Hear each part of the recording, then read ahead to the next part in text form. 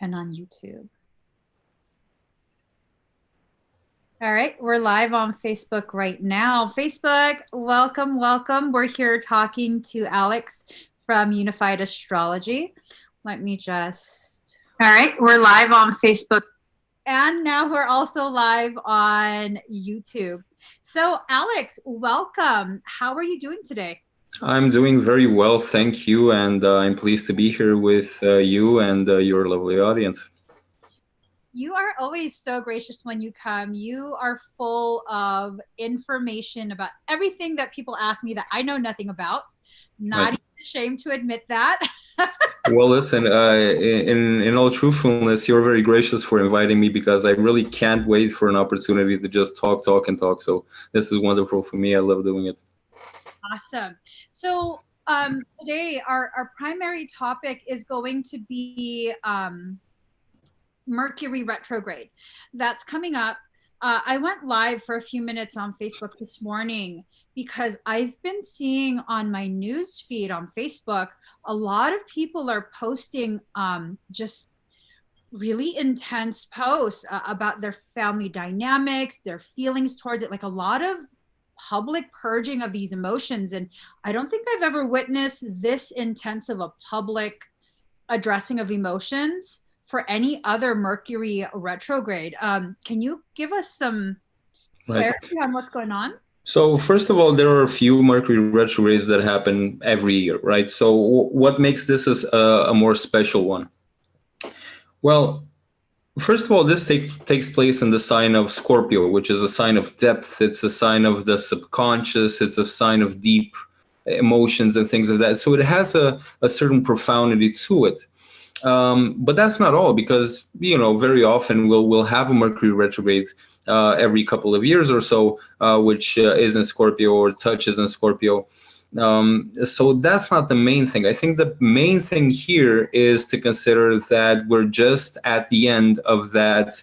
Very well that Saturn South Node transit. We're just at the end of that, where Saturn and the South Node are beginning to separate, and we're kind of left with the pieces in our hands, right? So it's kind of Saturn and South Nodes, to recap, they kind of shattered a lot of karmas that were either limiting us, or maybe we didn't perceive them as limiting us. Either way, this year, 2019, has been a lot about releasing past paradigms. Past structures have been disintegrating. And now, as Saturn and the South Nodes distance from each other, we're kind of left with the pieces in our hands, and we're not sure what to do with this from here on. Now we're kind of in a limbo state, and here comes this Mercury retrograde in Scorpio, in the sign of profundity. So now it's time for us to bring out what, Mercury is about communication, things of that nature. And Scorpio is about the depth, the deep things, the things that we carry deep inside our subconscious mind, our deep-seated feelings about things.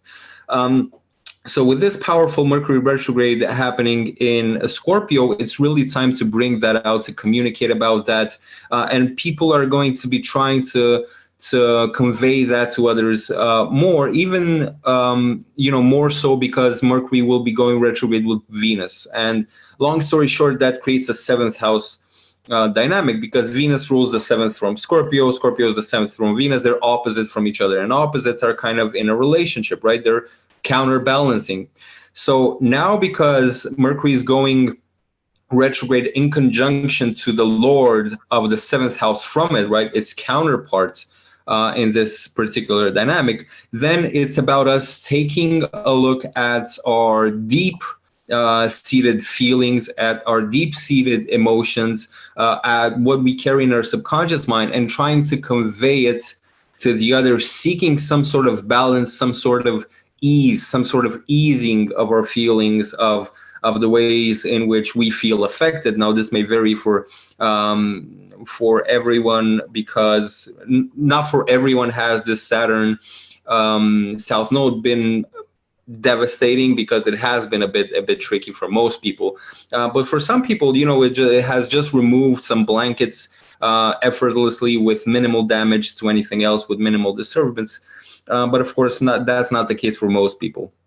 So this is an opportunity to kind of, yes, to communicate about those things that we carry emotionally, as a way to, I guess, induce catharsis and to get that out and just be be free of it, right? Mars is going to join Mercury in Scorpio. Mars is at home in Scorpio, so now Mercury goes retrograde with Venus. We're kind of trying to get that out there a bit. We're kind of trying to communicate. We have a bit of an off and on, whether we're intense or not about it. But when Mars goes into Scorpio, wherever it is in each person's natal chart that this retrograde is taking effect, will be a very intense area of life. There are going to be very intense things going on. It's scaring me. Yeah. Well, I mean, very intense by comparison to things not being intense. Let's just put it that it's. I wouldn't expect necessarily. I wouldn't expect this to be life altering for most people. Just intensity goes up a bit. Whereas Saturn South Node, we would expect it to be life altering for many people, right? Okay. So it's just that the intensity goes up in these things. With regards to Mercury retrograde, and again, Mercury retrograde isn't that thing that, it happens a few times a year, so it's not a rare occasion. It's not that powerful. Of course, we lose our headsets and things of that nature, and we need to reboot our computers. But other than that, the Mercury retrograde usually isn't that tricky. And Mercury retrograding in Scorpio also isn't that tricky. Our later or our first retrograde of 2020 is going to be a bit trickier, in fact. So yeah. Oh no. See, so I know that I go to you quite a bit which is all the time, when I'm doubting my own internal guidance. So you guys, this is who I go to. Alex is the only person that I go to give me clarity for what my soul is giving me, the information my soul is giving me, because I never want to listen to her. And I never really tell you what's going on, but based off of the planetary alignments, my chart, you're always so spot on with every single message that soul gives me. Well, here's the thing with this retrograde. I don't usually make a big deal about retrogrades. I'm usually just like, whatever, people act a little bit weird, whatever, just ignore it, keep moving forward. But with this one, I think what soul has been really guiding me to understand is that with certain soul connections, people are beginning to lose their inhibition with trying to keep quiet, trying not to say the wrong thing. And then in comes another message from soul about how, and I know you don't really subscribe to this, the whole twin flame thing. I'm told there's a first wave of soul pairings who are needing to finally begin purging the emotional blockages and addressing the things that have created a sense of separation, an illusion of separation, so that we can move forward with our spiritual, energetic soul work. How do you feel all of this kind of ties together with what you know about the planets and the message that I just shared with you right now? Right. So that's a complex topic, because that's going to be different for each individual based on their charts. So each individual's path is different, and we can see that based on the charts. Now, the things that are going on in at the moment are going to align in a certain way to each individual's chart. So that's the first thing to consider. As per the collective, and whether this is likely to be a time for significant unions, significant relationships in general, yes, in fact, 2020 is likely to be very significant for that, as the numerology suggests, right? So just based on the numerology, based on a few other things, based on, again, going back to this, because this was the main thing in 2019 for most people, the Saturn South Node. So if we're to move on in something significant, either with another person or in our life as soul individuals, we need to let go of something. We need to release something. And usually, if there's something that needs to move forward in our life, when we look at that astrologically, we can see the developments. We also need to see if there's a point before that when something is getting released, when something is getting let go of, because otherwise something is going to hold us back. If there's no major release, we know that the progress isn't necessarily that much of a progress, or things may come in our life which tilt us towards a certain direction and we become aware of a certain path that we need to take. But at the same time, at some point, we'll need to go back there and take care of that because it hasn't been released. So 2019 does speak to that. Speak to that massive release. 2020 does speak to, you know, the 2 and 2. So I guess everything aligns to what your intuition is telling you. I would agree with that. Yeah, absolutely. I'm like, can I hide out at your place? I don't want no part. You know, but you know personally that I have a hard time releasing. A lot of people are struggling with that release as well, and it goes beyond the whole like twin flame thing. It's all of this old stuff. It's for some of us it goes beyond this life, but all of this karmic stuff is needing to be released. And when you're aware of how planetary alignment affects certain cycles within your life, it makes it a lot easier to understand.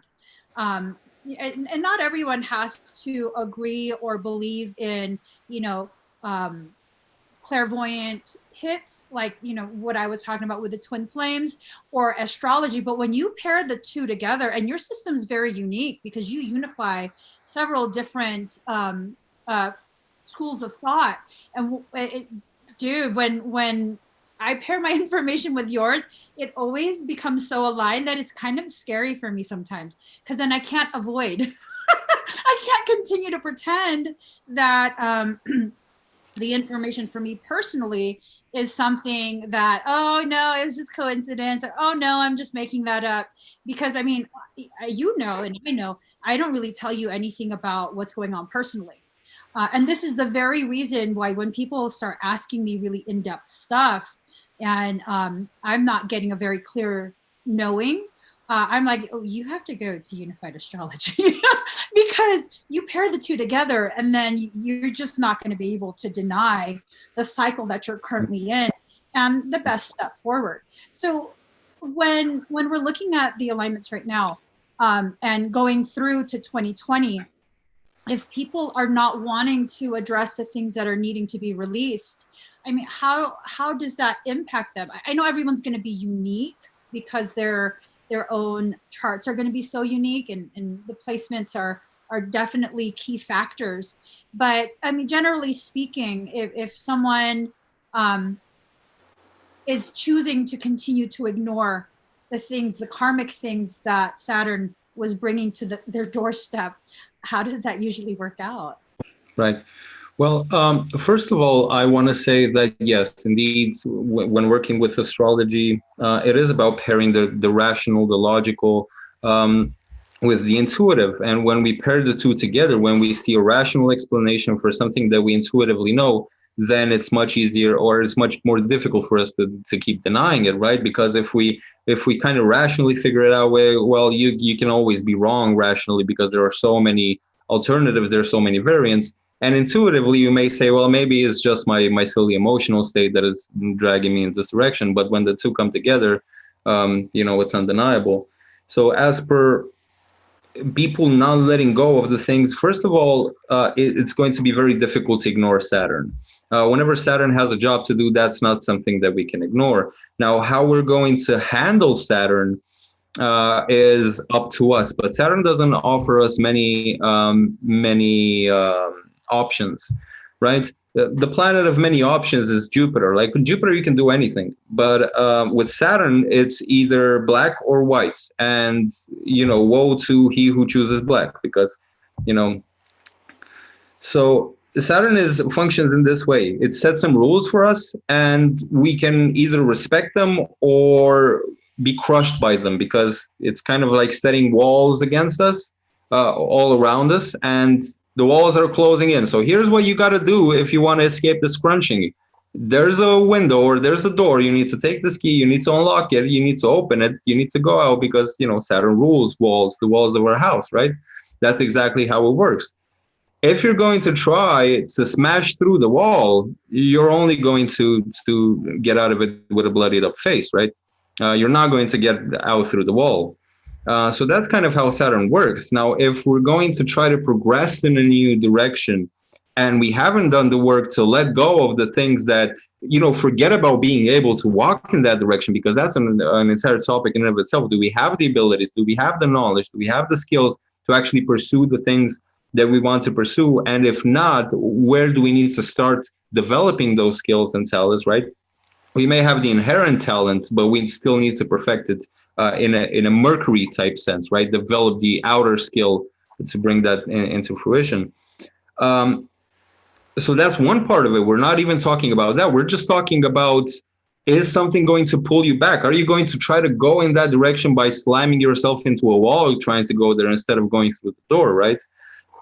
So I guess if you don't respect the things that Saturn brings, the rules that Saturn sets, it's just going to be futile. It's going to be a futile effort. It's going to result in disappointment over and over again until we get it. Saturn isn't okay. You've tried, you failed. Okay, go ahead. No, Saturn is like, you're gonna get it someday, or you're not gonna get out of the house, right? Either you're gonna learn to unlock the door, or you're not getting out of the house. As simple as that. So I guess that's the straightforward answer. If we don't actually abide by Saturn's rules, we're not getting anywhere. We're going to be pulled back. And if we take one step forward, we're going to take two steps back. Now, in terms of releasing things, we can keep feelings inside of ourselves. We can keep emotions inside of ourselves. But certain things in our life, there may be situations in our life that form that cocoon around us that keep us in a certain situation. When the South Node comes in and it's time for those things to go, they just go. There's nothing to keep, right? So when the South Node takes something away, it takes something away. There's no reconciling with the South Node, right? So I guess those are the two things to consider. One, we need to let go of those things because we're not really going anywhere unless we do. And second, if something needs to go, it will go. It's just an illusion that you're holding on to that thing. The thing will be long gone, and you're still going to feel like, oh, you're clinging on to it. It's not there anymore. Like, let go. There's nothing there. Open your palms and see. There's nothing. But we're still clinching, trying to hold on to that thing, right? So yeah, I guess that's my 2 cents on that topic. I love how you're just like, look. Yeah. This is how it is. Yeah. and oh, well, I gotta be a messenger for Saturn right now, and I'm even gentler than Saturn would put it. So, yeah, I'm sugarcoating it a bit, actually. Well, I mean, it's just sugarcoated just enough so that people can swallow the truth of it, which even then, some people don't want to. But like you said, you can pretend all you want that you're holding on to something, but once you open it and look, it's already gone. Whatever needed to be taken out already slipped through the fingers without you realizing. How are you able to kind of just give a general idea for each sign how this period is going to affect us with, right. I guess their sun sign? Right. So yeah, I can give a few things. Let me just start by saying that we can look at 2020 and we can talk about 2019. I think we'd rather look at 2020, right? So what happens in December is that Jupiter changes signs from Sagittarius to Capricorn. Now, that's going to be very important for most people. It's going to be important for most people. It's going to be very important for some people, especially those who have one of Sun, Moon, or Ascendant primarily in Sagittarius, Pisces, or even Gemini and Virgo. So these 4 angles are going to feel Jupiter moving out of Sagittarius. For these 4 angles, it has been a lot about freedom this year. In some area of their life, depending on their ascendant sign mainly. Now, you can take this from the Moon and from the Sun. From the Moon, it's going to work. From the Sun, it's going to be a bit more vague, right? but it's been about freedom in a certain area of life. Now it's shifting to a different direction. Now Jupiter is going into Capricorn, which is not its cup of tea. It's not Jupiter's cup of tea to be in Capricorn, because Capricorn is about stature, it's about status, it's about mundane things, it's about worldly things, it's about gaining a reputation, achieving something, right? Whereas Jupiter is just about exploration, it's about freedom, it's about proliferation, growth, creativity, inspiration, that stuff, right?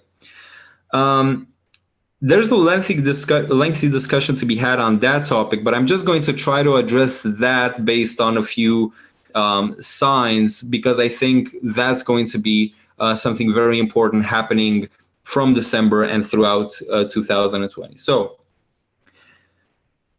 Aries, let's just start from Aries. If you have your ascendant, sun, or moon in Aries, now Jupiter has been in your 9th house in 2019, and you've gained more wisdom. You've basically grown in some ways. You've probably become wiser in many ways. Especially now, again, I'm talking especially for the ascendant sign, somewhat for the moon sign, and a bit less for the sun sign. Aries, you've grown a lot, you've explored a lot. This has been a year of exploring, of setting new frontiers, of finally feeling free. You may have felt like not much freedom, maybe bogged down in 2018, especially a bit, some challenges in moving forward, perhaps. Now in 2019, you were like, well, I can explore more. I've learned more. Maybe I've even traveled, seen a few places, right? 2020 is like attention comes to your 10th house and Jupiter goes there. So it's like, what are you going to do in terms of, okay, you've explored, you've gone around, you've learned a bit. What are you going to do? Is this going to help you in any way in what you're trying to achieve in the world? And this is a time when you can pursue growth in terms of your career, your reputation, the things that you're out to do in the world, basically, your actions, your karmas in the process of making in the world. You can have proliferation in that area. And the only thing is that from the moon sign, that's going to be a bit tricky, because these things are going to become a bit worrisome. There's opportunity for growth. From the moon in Aries, it's going to be a bit worrisome. So let me try to get through these a bit quicker. Taurus, what I said for Aries in 2019 is going to be happening for you in 2020. You're like, even though Jupiter is not in the best place in Capricorn and can be a bit bogged down by all these, well, Jupiter doesn't necessarily want to have to do with achievements, with, your reputation. What are you going to do in the world? The world doesn't matter for Jupiter, right? But for Taurus, right now in your 9th house, this is the year 2020 where you set out to explore. Maybe you're doing some traveling, you're feeling freer, you're feeling wiser, what we mentioned for Aries last year. Gemini, Jupiter goes into your 11th house. This is into your eighth house, I'm sorry. This is going to be a time for you to really look deep inside of yourself and to kind of illuminate darker areas of your psyche, of your life in general, maybe things relating to things you've kept secret, things you've kept in the dark, things that you have kind of pressed down there, right? So the subconscious mind, again, that's the 8th house. That's going to be a time to illuminate that, but do that with awareness, because if you're not aware of that, those things may be brought out, they may grow in a different way, right? So one of the things which may be challenging for Gemini in 2020, for Gemini ascendant, is actually relationships, because the nature of the relationships and interactions transform a bit, and some unusual things may happen in that sector. So it's very important to recognize the deep hidden things that are trying to come out into play and try to illuminate those and uplift those. Otherwise, they may just produce difficult situations unnecessarily. All right, Cancer. Cancer, Jupiter goes into the 7th house. Proliferation goes into your area of relationships. You're interacting more with other people. You feel freer to interact with other people, basically, either in personal relationships where you're kind of dealing with someone on a day-to-day basis. They're your partner, they're your spouse, they're your business partner, or relationships in general, interactions in general. You're going out, you're having a good time, you're finding it easier to talk to people, you're finding it easier to meet people, and especially you're finding it easier to connect with people which bring you guidance, which bring you closer to abundance, and things of that nature. Now, it is easy to feel a bit too free in interaction, so make sure you pay attention to that aspect, because it is again going to be a bit easier to feel a bit too free in your interactions and get yourself in trouble. These areas, all of these areas that I'm going to discuss for each sign, by the way, is exactly the area where the massive release has happened in 2019. So think about that. Where I say that Jupiter will increase, will proliferate some things based on your ascendant sign in 2020, that's the area that has been subject to massive karmic releases in 2019. So it comes together, right? The massive release, then Jupiter comes in to bring in a new paradigm and help something new grow out of that. It's kind of like Jupiter is going to be the phoenix rising out of the ashes of whatever area of life I'm going to describe now, based on mainly your ascendant sign, your moon sign also. Leo is going to be, Jupiter is going to be in your 6th house. So you're going to be made a bit too aware of your responsibilities. Now, maybe in a good way, maybe not so good way. Again, the Saturn and the South Node have maybe released you from some paradigm of tackling responsibilities and obligations and challenges. Maybe has delivered you from some of these challenges, and now Jupiter comes in there. Well, a new set of challenges is coming in, and you need to find a new way to give birth to a new way to tackle them, because it can easily get overwhelming, especially if you have the moon in Leo. It's going to be a bit tricky, because this Jupiter, okay, so the area of life where it manifests is mainly from the ascendant, but how it affects our psyche is from the moon. And at the end of it, I'm going to say a few signs for which, even though good things may happen in these areas, it may be a bit challenging, or it may be a bit more positive based on the moon sign as per how we experience it. Virgo, 5th house, that's great for Virgo, because Virgo, in their own practical and down-to-earth and systematic way, is going to feel more creative, more inspired. Of course, Virgo always likes to be particular about things and be very neat, very detail-oriented, very OCD about things, but in their own way, they're going to be more creative. They're going to feel like creating something, manifesting something. They're going to feel more inspired to do that, perhaps most of all in a mundane sense. Again, their creativity has been bogged down in 2019, all the way since 2017. Actually, their creativity hasn't been all that great. It's kind of been subject to their own limitations, or limitations of circumstance, whatever it may be. It's freeing up a bit now in 2020, and you feel new inspiration to go out and create something, whatever that is up to you. Okay, Libra. Jupiter is actually transiting in your 4th house. Now, issues of security is what the 4th house represents. For Libra ascendant, the Saturn transit may have been very taxing emotionally, very taxing in terms of how safe and secure we feel in the world, how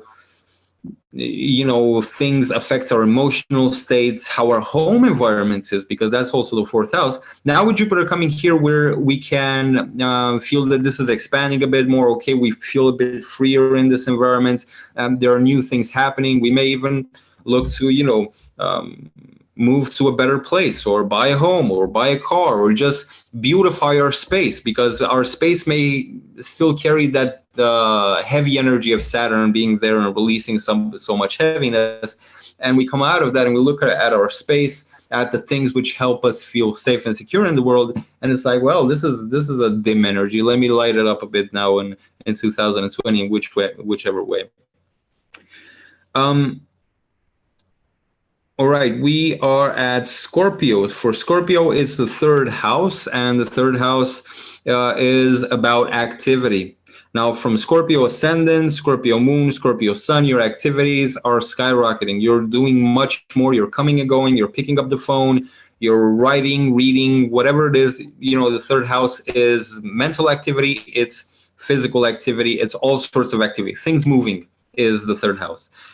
Typically, astrologers like to describe it as the house of communication, but that's just obviously one branch of it. And the hands, for those whose job or whose passion has to do with working with the hands, and are Scorpio ascendants or moons or suns, proliferation in your activity, much more to do, much more to think about. Maybe you're reading more, writing more, whatever rocks your boat, right?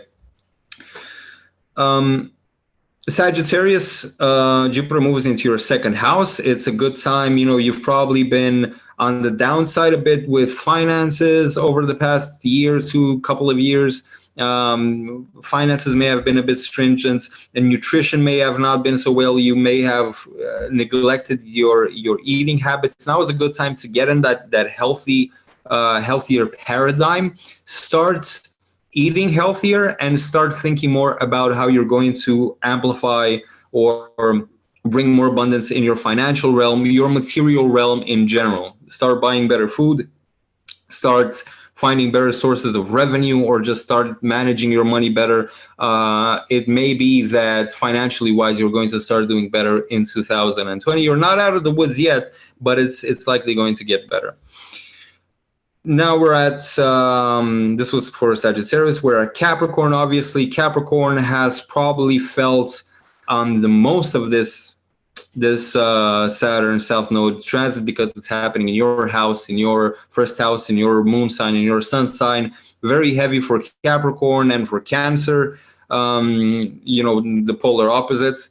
And for Capricorn, it's all about you, right? So you've released aspects of yourself. You've met the limits of yourself that needed to be released, whether you worked on those or not. I pretty much think there's been no real way to ignore them, as I said with Saturn. But now in 2020, Jupiter is finally coming to your sign. It's kind of like a sigh of relief. Saturn will still be there until mid-2020. The South Node still is there until mid-2020, but Jupiter is there, and it's like, again, it's a sigh of relief. That heavy process is all about over, unless your ascendant is like over to the, or moon or sun is over to the last degrees of Capricorn, where Saturn will be transiting for the first part of 2020. But either way, 2020 is likely to feel better, sigh of relief. You feel freer, you feel more inspired about yourself, you feel about more positive and inspired in general. Aquarius, 12th house, Jupiter goes into your 12th house, where that's the past, that's things which have already been lost. So here it's not necessarily about losing anything. 2019 wasn't necessarily that Saturn and the South Node has taken anything away from you concretely, though it may, depending on your other placements. But it's just more about, it has been more about you disconnecting from your past, which has been lingering.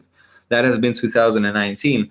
Now, in 2020, Jupiter also goes there to kind of put a lid on this process, or to kind of finalize this process. You're seeing the silver lining of this process. So yes, I've had to let go of the past.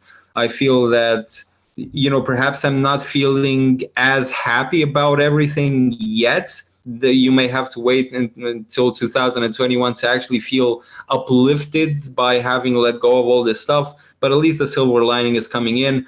Resting is going to be a bit difficult, because Jupiter in your 12th house perhaps is going to bring you information through your dreams, through the astral realms. Maybe your astral realms are a bit proliferated. A lot is happening in your astral realm, so restfulness may be a bit tricky during this time. And finally, Pisces, 11th house, best possible, I think, is for the Pisces ascendant, moon, or even the sun. Best possible Jupiter transit from these placements, because Jupiter is now going into your 11th house. And 11th house is the house of growth. It's the house of increases. It's the house of our ambitions and goals and dreams. And these all get expanded. We're dreaming bigger. We're aiming further. We feel more positive about what we can achieve. And things generally grow in our life in 2020. Now, I need to also mention that for a few ascendants, these areas of life are going to be influenced by Jupiter, but for some, moon placements, this is going to be a bit trickier psychologically, emotionally, even if from the ascendant, the things that are actually taking shape are good. They're what we want. From the moon sign, we may perceive them as, oh, this is a bit challenging. This is a bit of a stick, right? So those signs are as follows: Aries moon, Gemini moon, Leo moon, Libra moon, Scorpio moon, and to some extent, just to some extent, Aquarius moon. So for these moon signs, it's probably going to be a bit more taxing emotionally and psychologically to deal with that, even if positive things are taking shape. That's so good to know. Yeah. Those are my moon. Mm. Don't say anything about my moon. Oh my gosh, that's a tremendous amount of information. Tremendous amount. A lot of people, they get pretty lost with, you know, what the houses mean and what does it mean when something's transiting through that house or in that house, and you put all that to rest. Mind you, we touched a bit on Saturn's transit in 2019. We discussed only one planet's transit. But if you're going to pick two planets to look at the transits of for a year period, those are Jupiter and Saturn. So the other planets can be more or less significant. Jupiter and Saturn are always worth looking at. So that's why I chose to kind of look at Jupiter for 2020, since it's going to be shifting signs. So if there's one thing that people should focus on, would you say it is primarily, you know, either their rising, their moon, or is it a particular planet, and then they can just do the research on their own? I personally, I feel like everyone should just go to you and have a private session. You lay everything out so beautifully. I know nothing about astrology, and when you explain it, I understand. You know, so I if you guys, I really feel like y'all should have private sessions with Alex. So the deal is this. Actually, on my profile, I've changed a few things. And for each post, which is a planet transiting a sign, whenever a planet enters a sign, I have a graph, a table in the slides.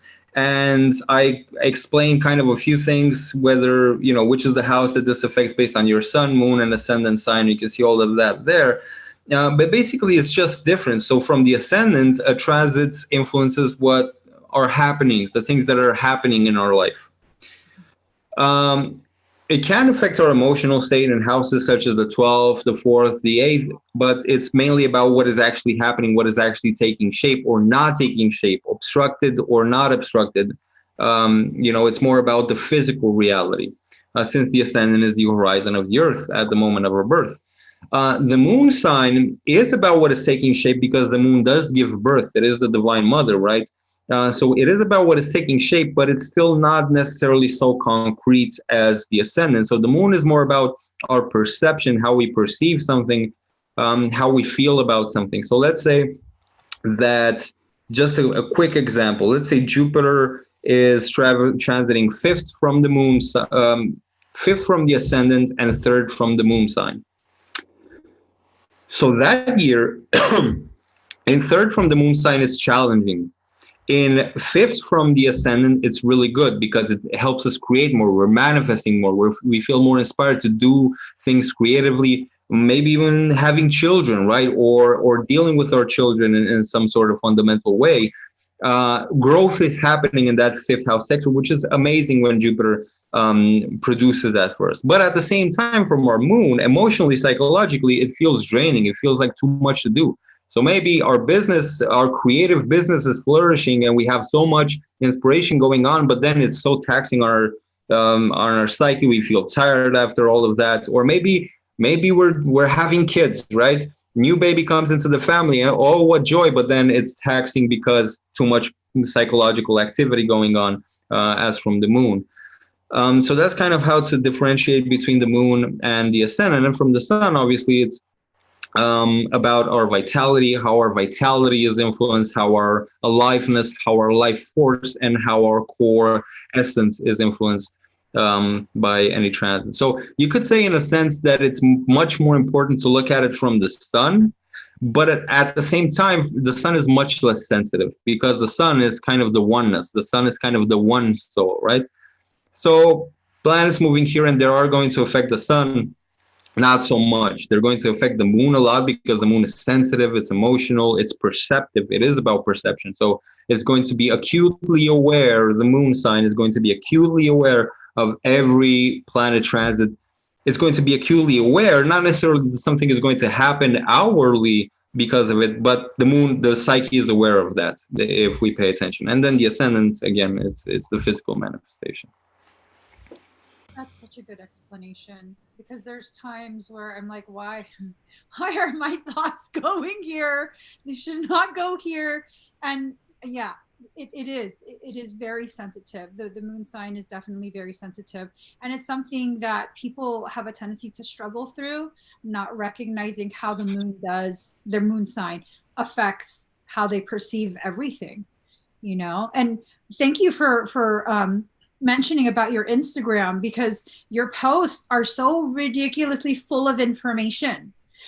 There's times where I'm like, why is my attitude like this? And I can't understand why I'm behaving the way I am or thinking the way I am. And then I'll specifically look for your post, and I'm like, oh, okay, I can just calm down. I get it. Okay, it's No, just, it all makes sense. So it's yeah. I'm on track then. Yeah. And I've been trying to figure out a way how to share your posts on Facebook.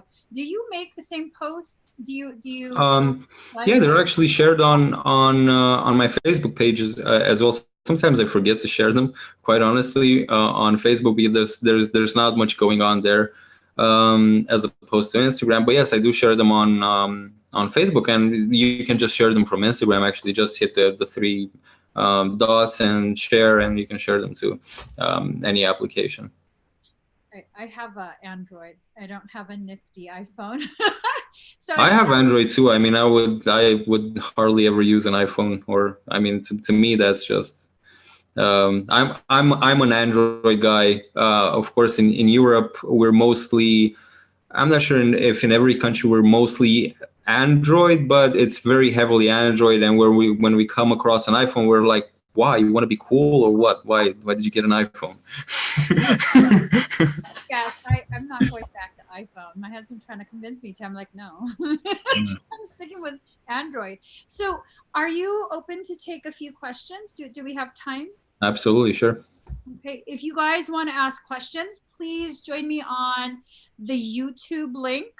Oh, I didn't post the YouTube link. Let me get that. I'm going to go ahead and comment it for those who are on Facebook, and Alex will take a few questions. So really quick.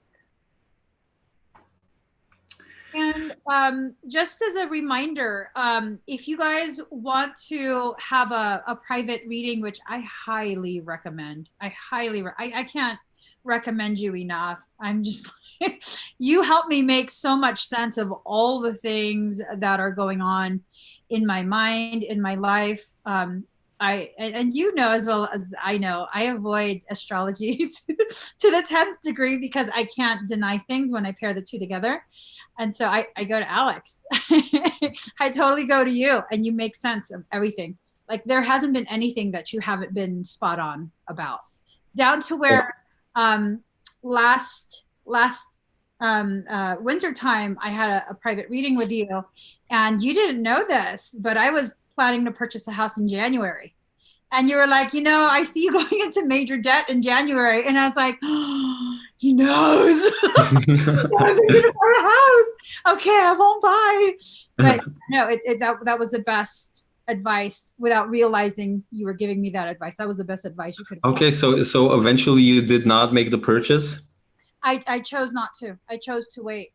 And with all the things that went on, which you also picked up on, my personal life and, you know, taking care of my mom, that would have been the worst move ever, because I would have been heavily overburdened with a huge Yeah.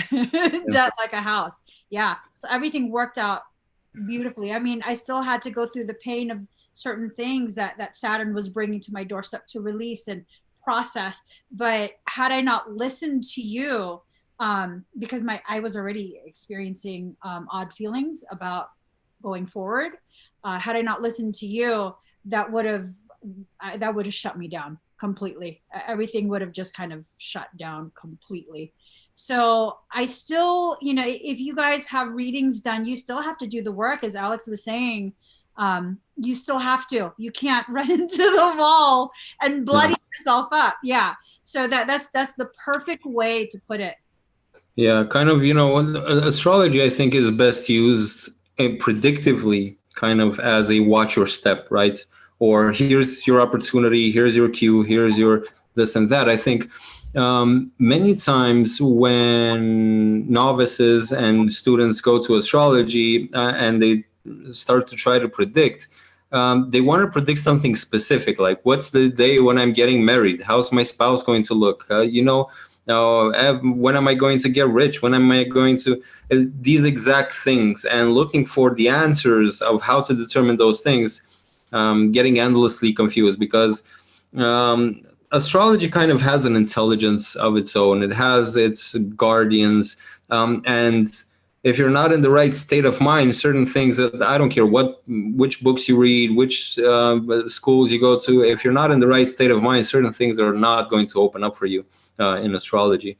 The guardians at the gate are going to be very picky about who they let in to this knowledge. So astrology is a wonderful tool for, again, watch your step and know where your cue is and know what's coming up as a bigger wave.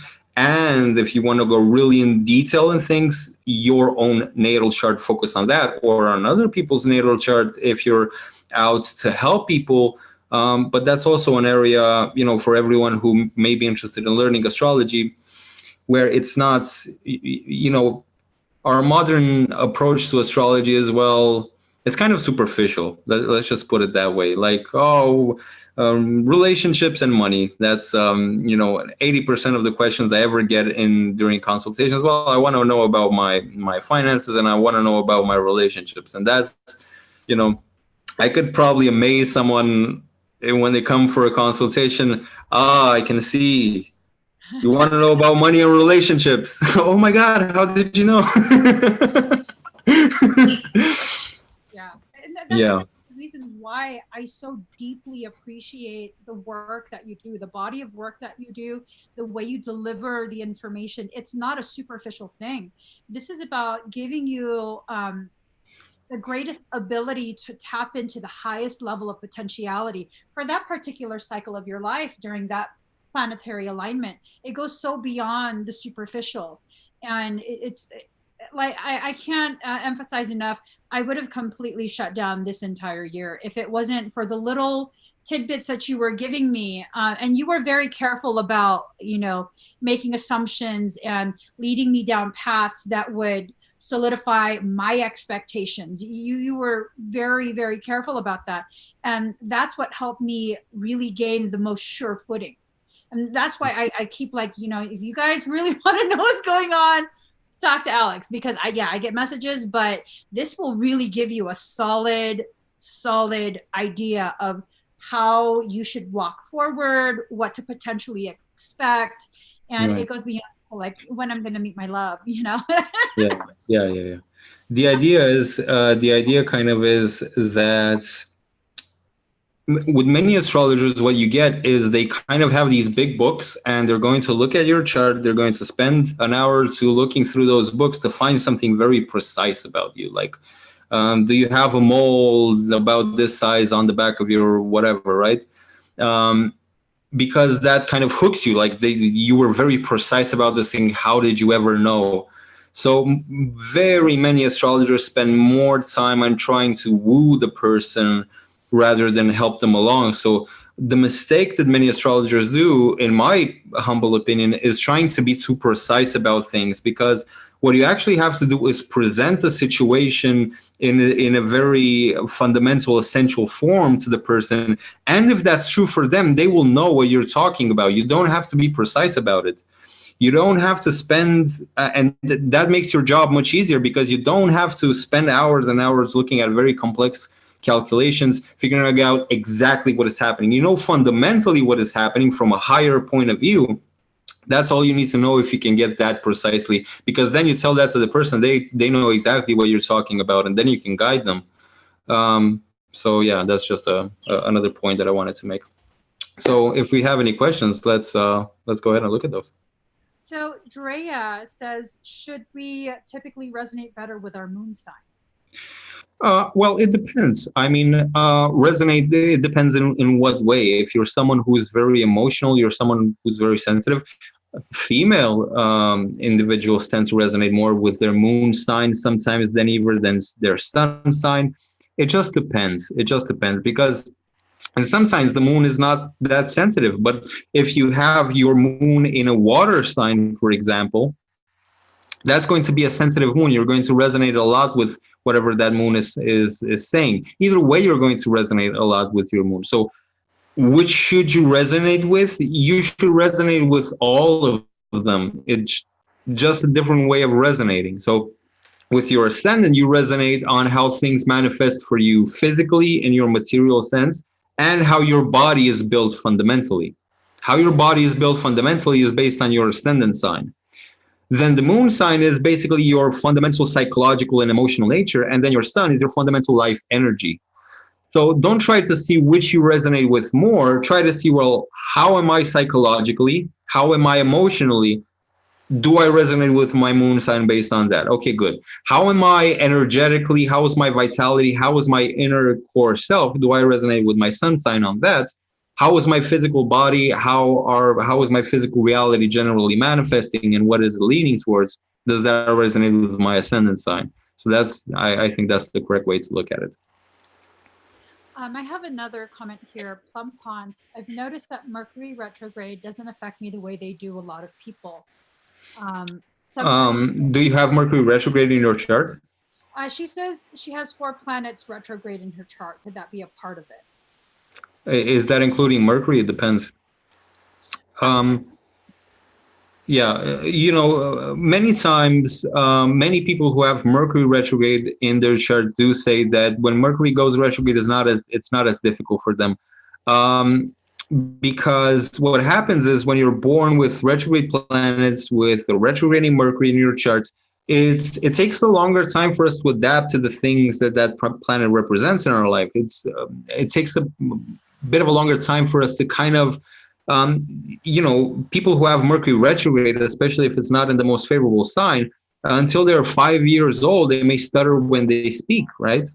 Or even later in some cases. It depends now for the exact conjuncture that the Mercury is in, the 3rd house and all of that. But then they learn, because the thing is, they need to learn those things represented by that planet in a different way. They need to be a bit unconventional about it. So things in that regard are going to be a bit awkward for them. So then they go through life and they learn to tackle those things in an awkward way, to take them as being a bit more awkward in their life and adapting to that. And then when Mercury goes retrograde, and it's time for all of these things that are represented by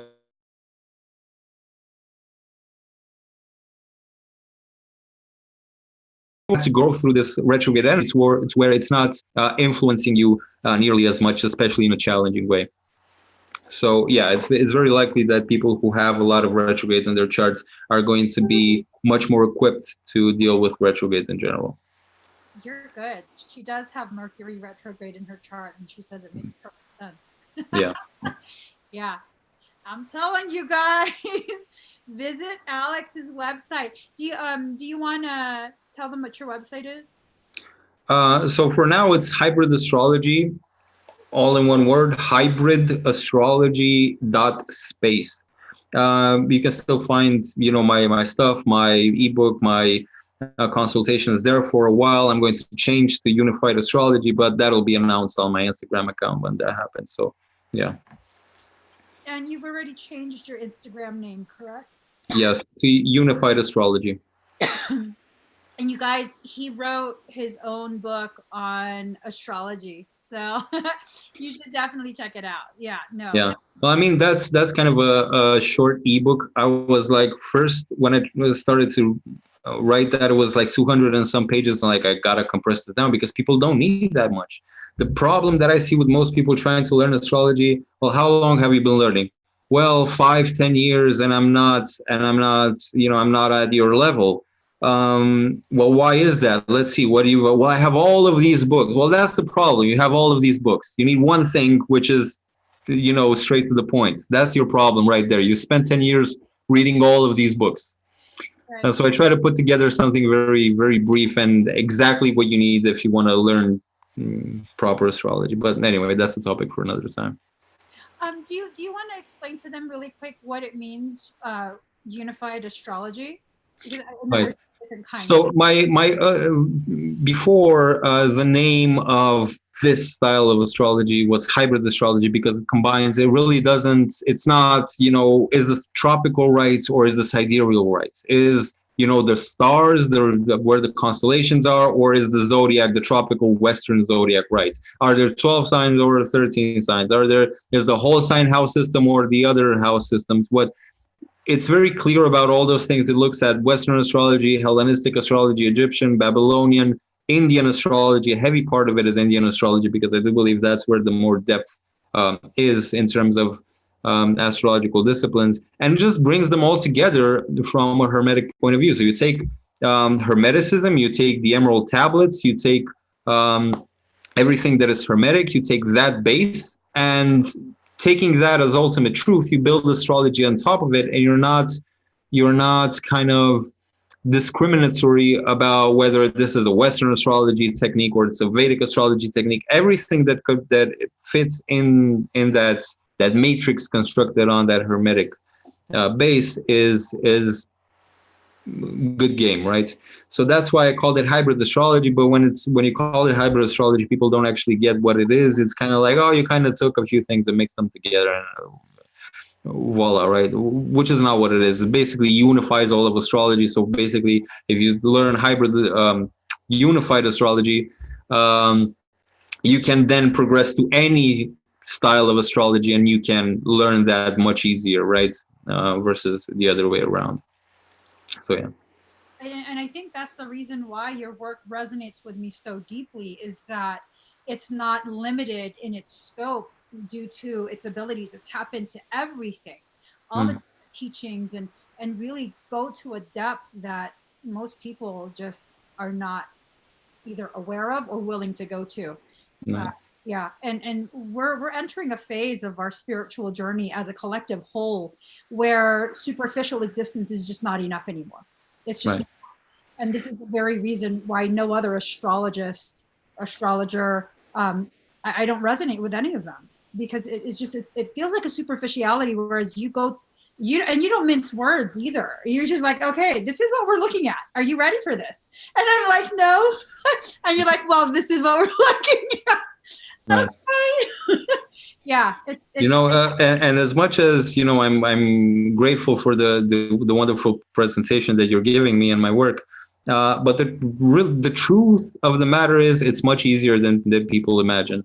It would be easy for me based on how you're describing my work to just be, well, yes, I'm only 30 years old, but I had 50 years of work, and but it's really easy when those gates open up for you. It's easy. It's simple. There's a very solid saying: everything that is true and pure is simple.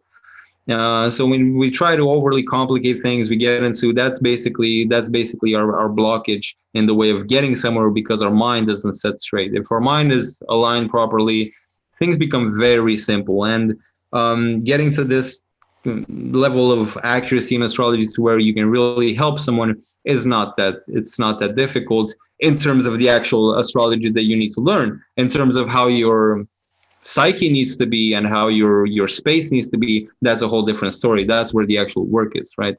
So yeah, thank you for giving me the opportunity to talk about my work. You are so humble. It's ridiculous. I feel like, oh, it's easy.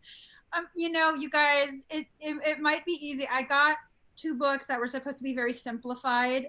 This is when I first began talking to you, and I was like, I'm going to learn astrology. So when I talk to you, I'm going to be able to understand what you say, and in my mind, that's what I was thinking. And I got these books, and then I messaged you. I was like, according to these books, my soul is a little bit slutty. I don't want to read anymore. And I was like, I'm traumatized. And you're like, oh my God, what are you reading? I don't know. Never open those books again. So it's everything you're saying is so true. It's the psychology of it is what I need to work on. But yeah, you present everything in such a logical manner. It's beautiful to watch you work, and I have such an appreciation for you. Thank you so much for taking time to talk to us and share all of this information. That's always my pleasure. It's always lovely to come on and talk to you and your audience. And it's I always take the opportunity to talk. Basically, talking is a great thing for me. So thank you very much for the opportunity, and I can't thank you enough for the compliments that you bring to my work. It's really lovely. It's really gracious of you. Thank you very much. Thank you. I'm going to read you one final comment before I let you go. This is sure. Fuad. He says, oh, yes, very simple. One of the most complex teachings in the universe about the universe, modest man or modest genius. Yes, you're a modest genius. And your level of integrity, it's unmatched. It truly is. I cannot say enough good stuff about you, because it's the truth. It's not buttering you up. I make it a policy not to recommend other people, but you're an exception, absolutely, because you have the integrity that pairs with the knowledge, and that can always be trusted. Your level of integrity is there. I'm very particular. You know that too. Yeah. If we're going to serve other people, and we're going to open up dimensions of their life and peek into dimensions of their life which are their own, some of them may be their personal issues, some of them may be things which are very important to them. Again, this goes back to the fact that real knowledge isn't necessarily going to open to us so much unless we have the proper stance on it. So if we're not going to be integral about what we're doing, to have that integrity, to have that awareness about what we're doing, and to have the right approach, it's just that the universe is not going to open that door for us. So it's not that, it's something that I guess as a Virgo moon, I kind of like to be of service, and my fundamental line is, someone gets even a brief reading or something, I like go over the top trying to help this person, because it's just so compulsive to me trying to help. So that's kind of what I live for. Sometimes it's frustrating, I'll be honest with you, but for astrology it's great. So yeah. All right. Thank you so much, you guys. Please follow Alex at Unified Astrology on Facebook as well as Instagram. You guys have his webpage, hybridastrology.space. Book a session with him. I promise you will not regret it. You'll dive deep into the truth of what you're needing to address in this cycle and give yourself a very solid step forward. 2020 is here. It's coming. That it should give you that 2020 vision. Okay. Let Alex help you with that if you still don't have clarity. So thank you so much, Alex. And thank you, everyone. Bye. Thank you, Emmy. You've been wonderful. And for everyone, until everyone watching, until maybe we speak again, have a beautiful start of 2020. Happy holidays, and happy Halloween, because that's right around the corner. Thank you, Emmy. You've been wonderful as always. And I look forward to speaking to you again. Bye-bye. Bye, guys.